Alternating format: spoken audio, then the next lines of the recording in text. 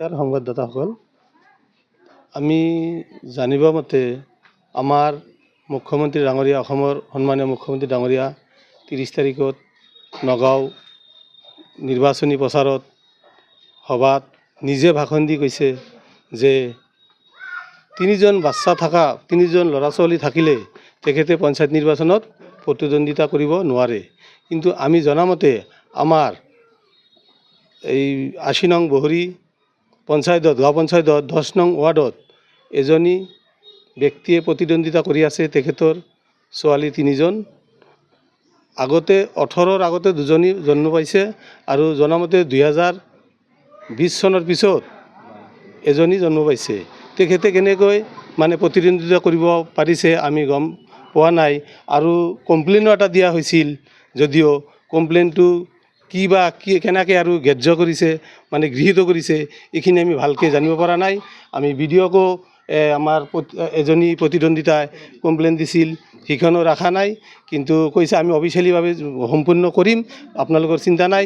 তাৰপিছত বৰপেটাতো দিছে এখন দৰখাস্ত যে কমপ্লেইন, তথাপিও আমাৰ কোনো ই আইন মতে আইনত সহায় পোৱা নাই।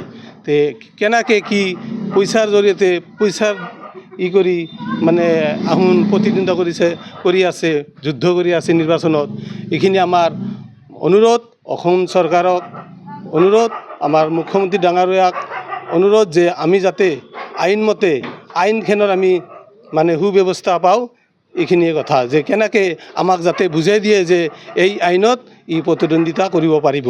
আমি জনামতেতো প্ৰতিদ্বন্দ্বিতা কৰিব নোৱাৰে 3জন থাকিলে, কিন্তু কেনেকৈ কৰি আছে সেইটো আমি জানিব বিচাৰোঁ।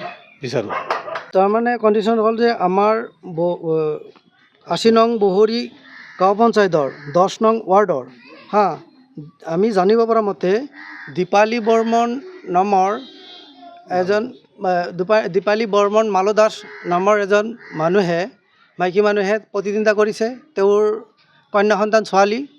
আমি জনামতে 2018ৰ আগত হৈছে 2জন আৰু শেষৰ সন্তানটো তাৰমানে 2022ত জন্ম পাইছে। তা আমি অফিচত কৈছোঁ যে এইটো কেনেকৈ সম্ভৱ। তেওঁলোকে কৈছে এইটো অফিচিয়েলি কেঞ্চেল হ'ব। তেওঁলোকে টকা পইচাৰ বিনিময়ত অফিচিয়েলি মেনেজ কৰি তেওঁলোকে নমিনেশ্যনটো ৰাখছে। তো মুখ্যমন্ত্ৰীক মই বিশেষকৈ অনুৰোধ জনাওঁ যে মুখ্যমন্ত্ৰীয়ে নগাঁও সিদিনা মিটিঙত কৈছে যে 2টা সন্তান হ'লেহে ইলেকশ্যন খেলিব পাৰিব। 3টা সন্তান থাকিলে সি কেনেকৈ ইলেকশ্যন খেলিব পাৰে, এইখিনি মোৰ অভিযোগ। তাৰপিছত কথা হ'ল যে আৰু এটা প্ৰতিনিধিয়ে কমপ্লেইন দিছিল, কমপ্লেইনটো ৰখা নাই। তাৰপিছত কমপ্লেইনটো আমাৰ গাঁওবুঢ়াও এখন পত্ৰ দিছে, তাৰে কোনো সুব্যৱস্থা আজিলৈকে পোৱা নাই। যিকোনো খবৰৰ বাবে যোগাযোগ কৰক 7099017330 লগতে 7099017110 নম্বৰত।